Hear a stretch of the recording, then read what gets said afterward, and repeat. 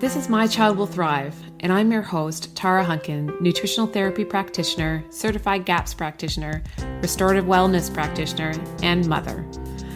I'm thrilled to share with you the latest information, tips, resources, and tools to help you on the path to recovery for your child with ADHD, autism, sensory processing disorder, or learning disabilities.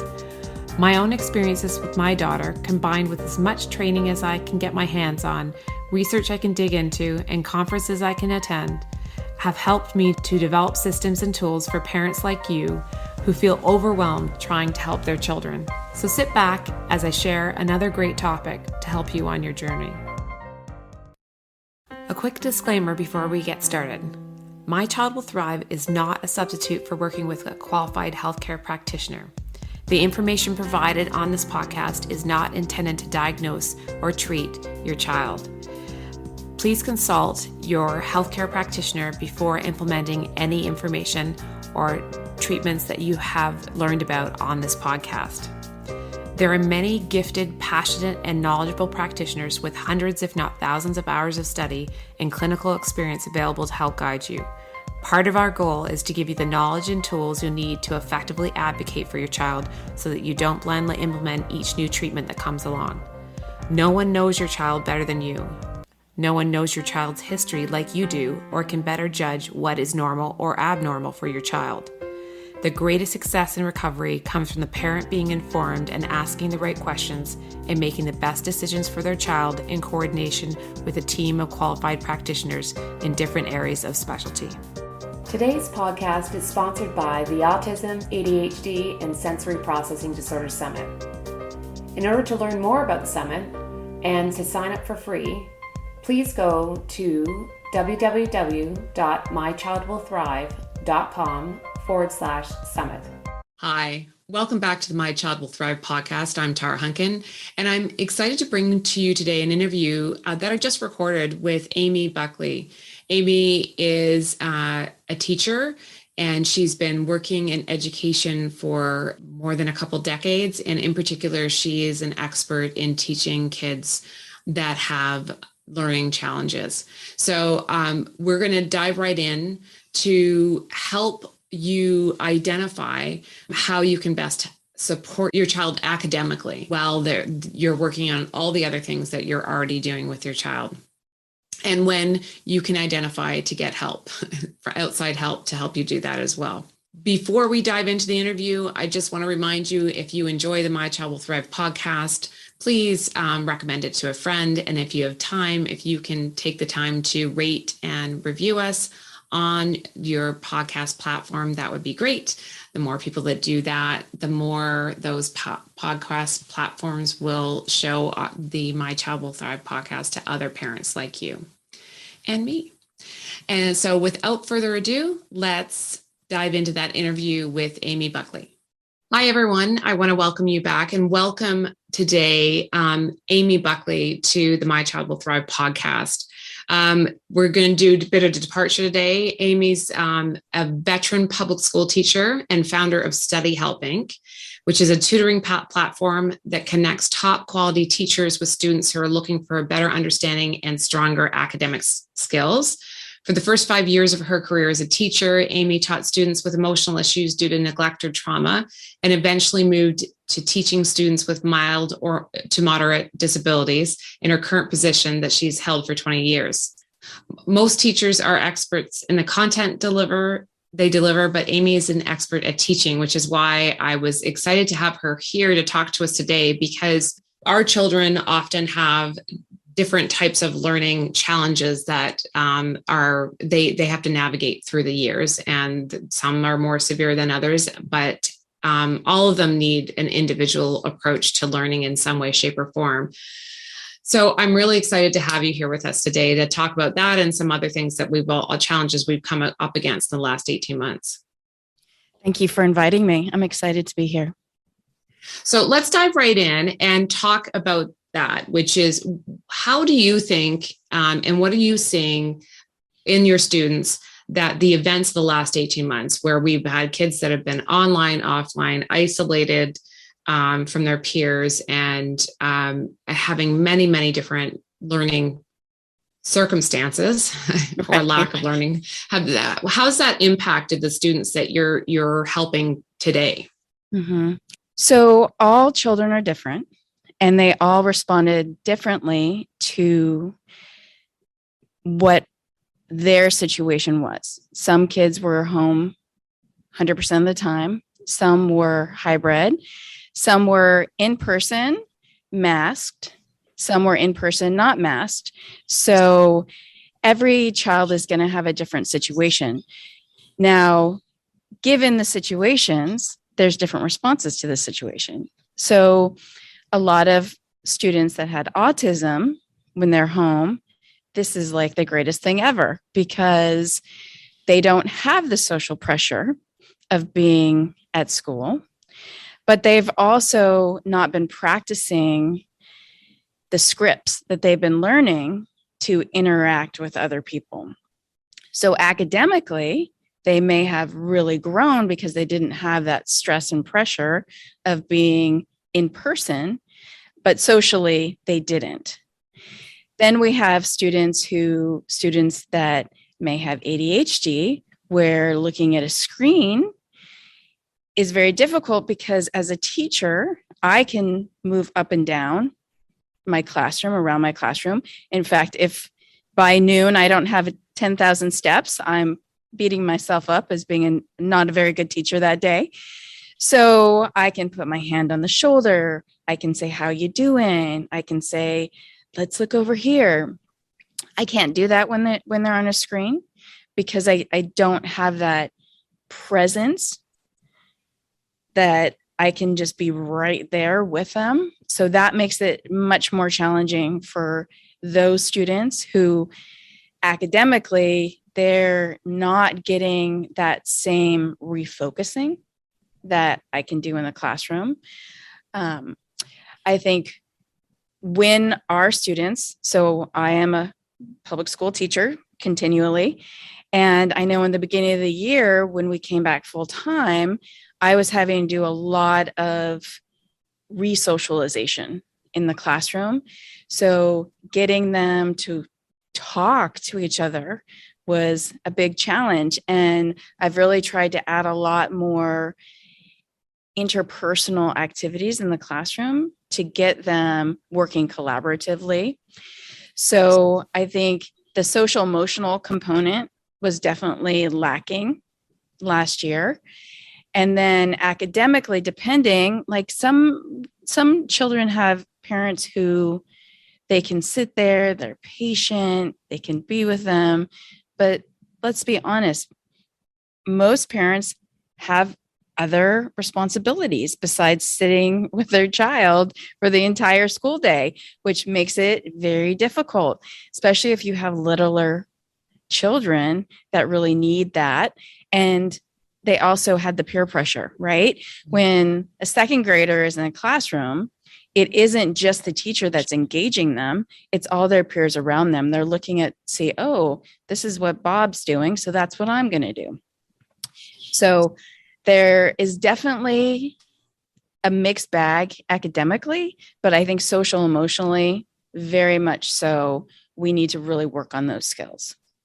I know from talking to lots of parents, you're right. Everybody's circumstance was different depending on where they live and how their children were schooled at the beginning of the pandemic versus what they're doing now. Mm-hmm. And the other thing is that there are those kids. It was interesting to see the kids that really did flourish all of a sudden being at home and being online. Mm-hmm. And the extremes that we see in the students, like you said, kids that typically struggle with ADHD really struggled with that model mm-hmm. because of the true lack of, well, like you said, physicality mm-hmm. of the classroom and also just that ability. I mean, they need that engagement with their peers and being present typically in order to stay focused, as much as that also can be a distraction as well.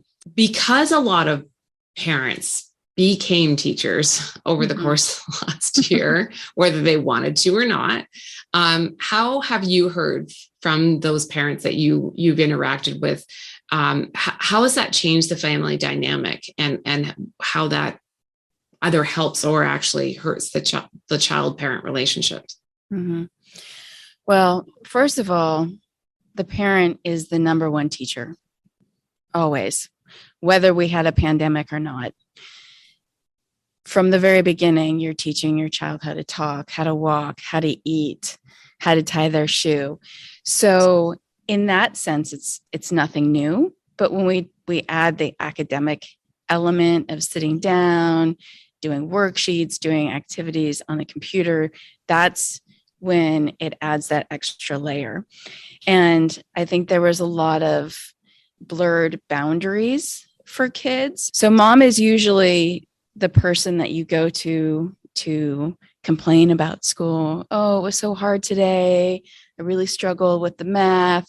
I mean, they might not say struggle. They'd say, oh, it was so hard. But now mom is the person helping them with that.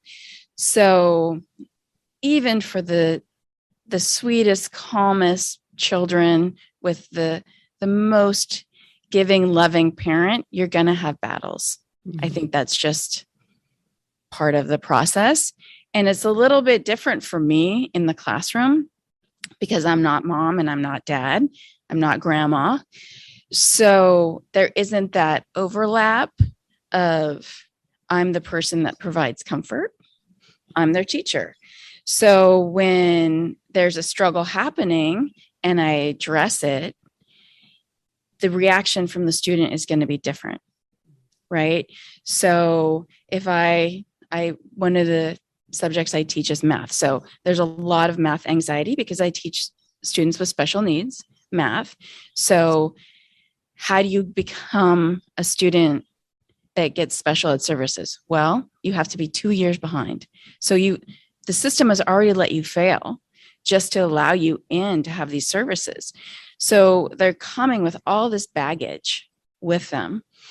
And I spend a lot of time as a cheerleader, encouraging them, telling them to take a deep breath, but I'm not mom. So it's a different perspective that they have when they view me, because I'm not going to negotiate with them over the assignment. This is what we're doing. This is what everyone's doing. This is what you're going to do. Whereas at home, it might be a little different, right? Because every day is different.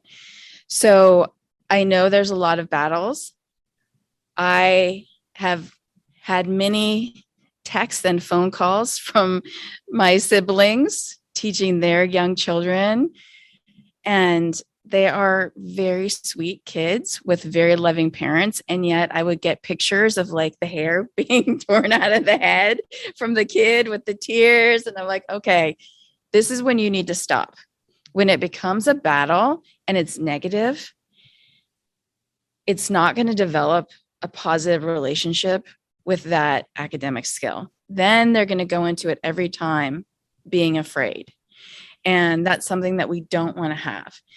You think about anything else in your life. Let's take food, for example. If you get the stomach flu and you've just eaten something specific, then you don't want to eat that thing again, right? You're like, the smell, it just makes you think of that. And it's the same thing with an academic skill. If it's a battle at home to practice multiplication, then they're going to carry that long term. Like, oh, I'm just bad at multiplication. Oh, I hate multiplication. So you don't want that to happen. Now, what can you do to make that not happen? First of all, I would say always approach homework, schoolwork in a very calm fashion, which I think when you are at home 24/7 with your family, can be very, very hard. I know, because I was stuck at home with my family. And there were moments where, and I have to say, as a special ed teacher, I'm very easygoing. Like that would be one of my traits, is that I don't get ruffled easily. It takes a lot to get me frustrated. And I was frustrated. So when that happens, you need to get yourself out of that situation, because it's not a positive for you. It's not positive for your child. You need to remove yourself. Gamifying any activity at home is going to make it more fun. I can take something that I would give as a worksheet and I turn it into a game, and it goes from, do we have to do this, to, woo, we get to do this.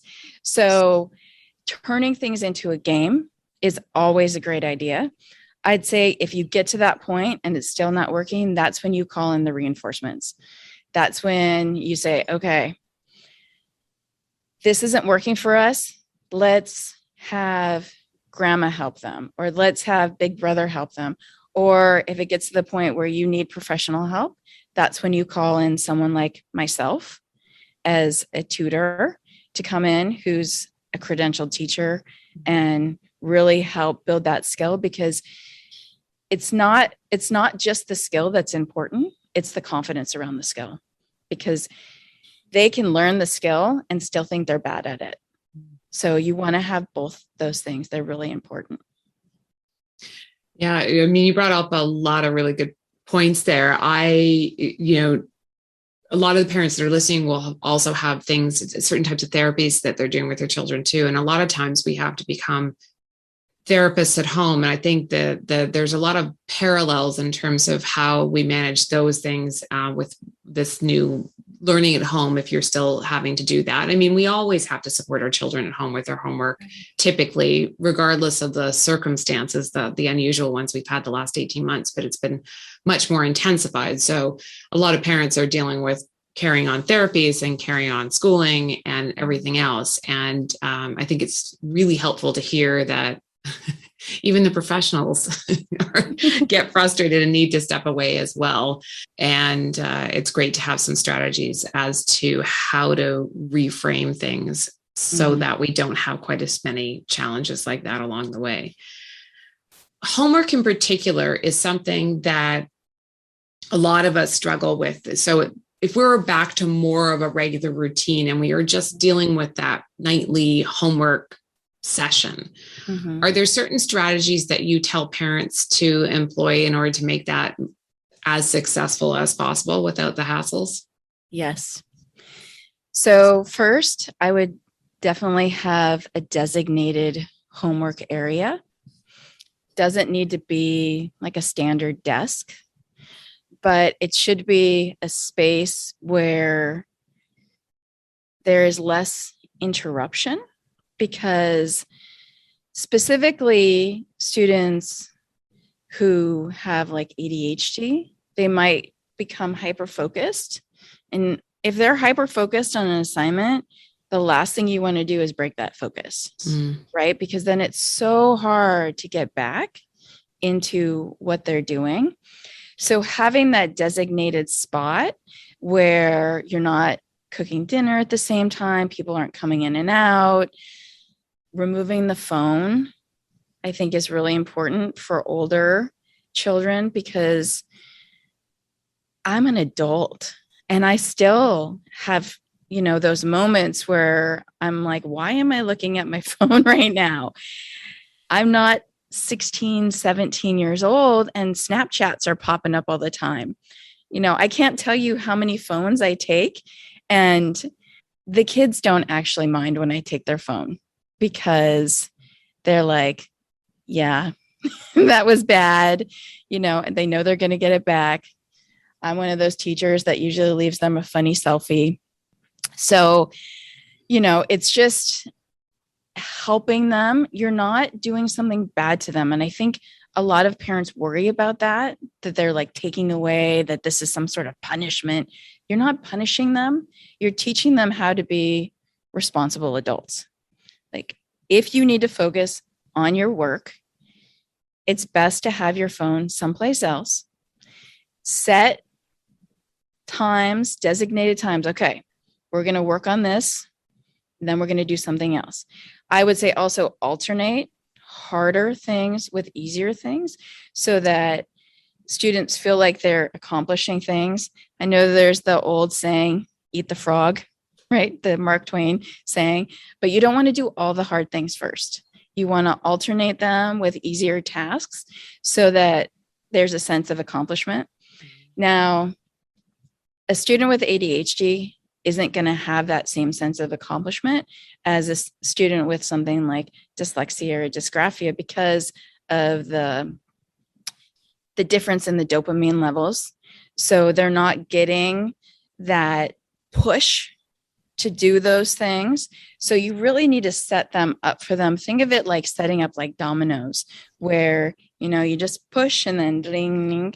What you don't want to do is stop the domino when it's going, because then you have to get it all back focused and, oh, good grief, that's tough, right? It's tough for you as the adult. It's really tough for them as a kid because now they've lost all their momentum. Yeah, no, it's a really good point. It's interesting. Sometimes we talk about the kids as if all the strategies are right for all of these kids that might have learning challenges, but really, you've pointed out one that's very different when you have a child, and some of the kids sadly have overlap. We have comorbidities, right? So it then becomes very interesting about what the right thing is to do. But it's so true though, with the child with ADHD, if they have attained focus, to change their focus is never a good idea. So, even if they aren't necessarily working on the best task at that particular point in time, they might as well get what they're working on done. And providing a lot of positive feedback, because it doesn't matter what your disability is. That's something that all children appreciate and are willing to work harder for when they know that you as the adult are congratulating them, that you're like, wow, what a great job. So I start with my students as freshmen, and I usually have them in some manner or another until they're seniors. And I really see that growth because of our relationship, that they're willing to do more for me because they know that I respect them and I care about them. And so they want to have that positive feedback from me. I'm going to tell you a cute story. So I've got a freshman this year, and he has Down syndrome, and I have him in my math class, and we did a Kahoot. And I'm sure most of the children of families that you have on here are familiar with Kahoot, because it's like kid crack, right? They'll do pretty much anything for a Kahoot. And he won the Kahoot. And I said, wow, what's it like to be so awesome? And he says, well, I really can't tell because I was just born awesome. And I was also born cute. It was like, okay, well, you just made my day, right? I mean, I gave him that positive. He gave me that positive. It's just building that relationship where his work ethic at the beginning of the year, coming in, not knowing me, and we started in August and we're in November. It is twice what he came in with because he wants to do well. And I think that's really important, is that wanting to do well and feeling like you can do well. I think both of those things are really work together to create a positive academic environment for our children. Yeah, it is true, especially I find of children with ADHD needing that internal motivation or needing to find it. Other children tend to have it already, but the external validation is incredibly also important to a child with ADHD in terms of getting that reward response. Right. So, you ultimately want them to develop the ability to be, self-reward in terms of congratulate themselves on what they've done. But I love that story though. Let's say your child is not thriving in their current either school environment, or you're struggling to support them at home in the way that they need. Mm-hmm. What can parents do in terms of how do they go about finding someone outside the home and outside the school to support their child's academics in this individualized way that you're just been talking about? Mm-hmm. So this is something that I struggled with for many years, how to help children at home, because honestly, like in my math class, I have 56 minutes and I have 13 children, all with different special needs. So I'm sweating in that class trying to run around and help everyone. Like I literally, the children are like, why is it so hot in here? I'm like, because I'm hot. Or so cold in here. I'm like, because I'm hot. I have to have it cold. But that is actually why I set up Study Help, because I know that kids need more often than what is available to them.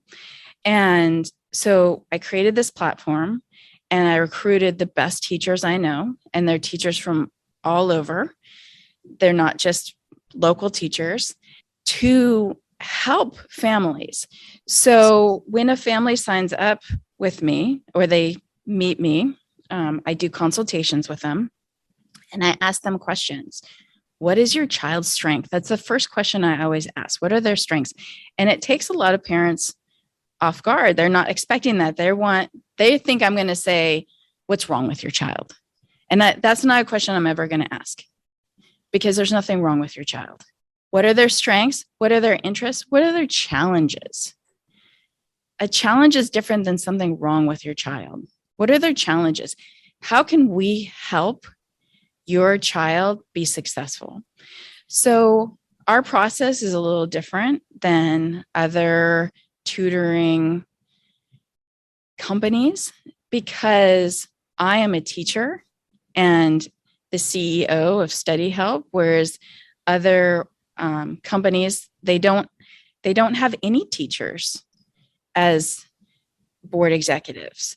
And when you get a tutor from us, it's not a college student who's making a little bit more than minimum wage. You're getting a trained, credentialed teacher who does this, who's a hero at it, because I'm only going to get the best.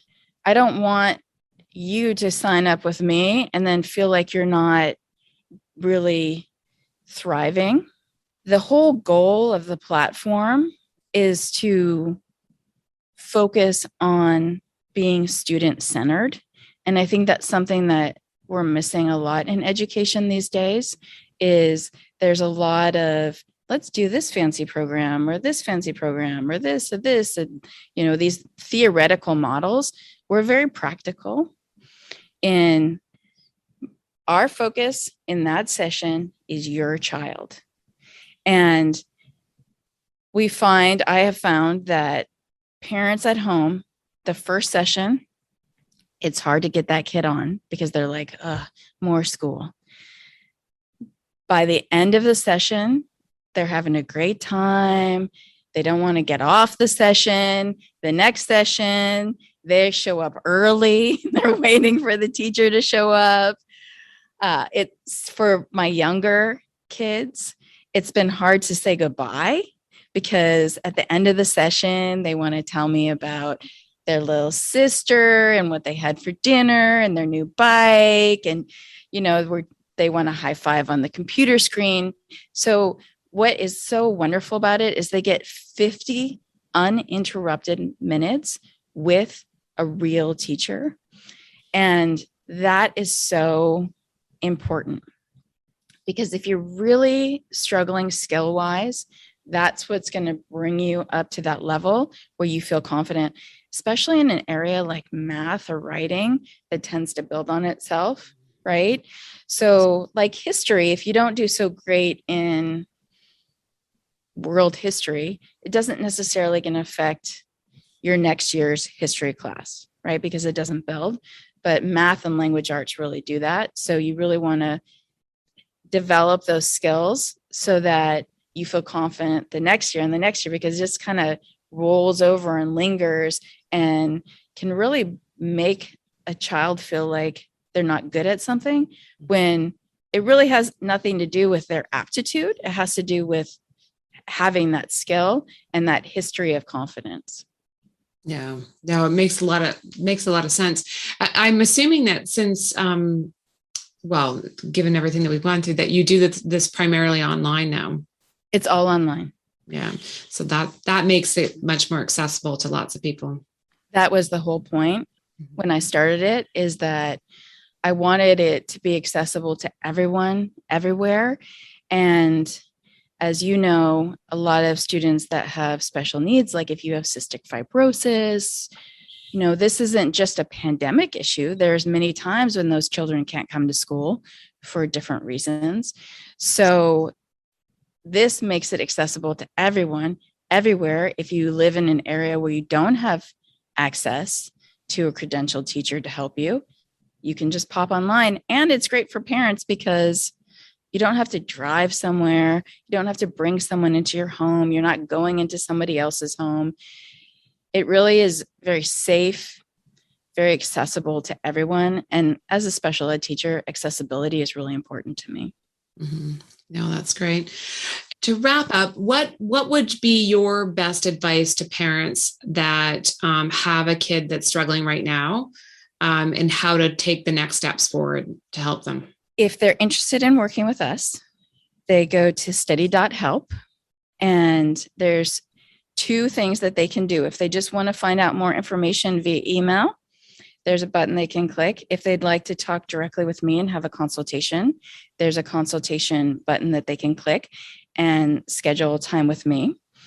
If that's something they're not really ready for that point, then they can use any of those other tactics that we've talked about and try those first. And if those aren't working, that's when you can go to getting extra help.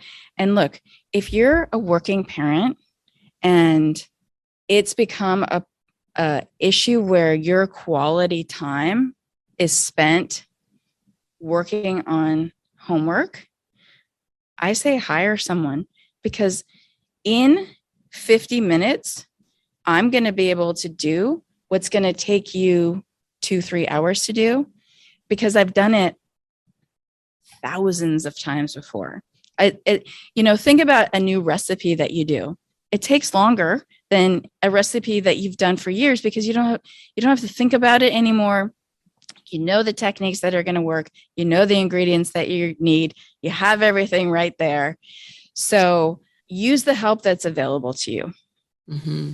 It makes a lot of sense to me. And I have to tell you, for all the help that we've given our kids over the last 18 months, in addition to what we had done previous to it, I am not for relearning some of the things that we had to learn in school in the first place. So like you said, new recipe, I'd say it also is just the time you have to prepare to be able to help them properly is really challenging as well. So thank you so much for being with us today, and all the great advice that you've given and the work that you do with our special population of kids to help them be their best selves throughout their schooling. Thank you for having me here today. And thank you for your wonderful podcast. I think there's so many things that you have talked about and discussed that are so important to the health and growth of our children. Thanks again, Aimee.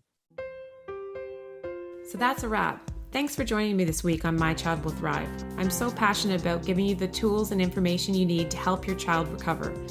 And as they say, it takes a village, so join us in the My Child Will Thrive Village Facebook group, where you can meet like-minded parents and stay up to date on everything we have going on at My Child Will Thrive.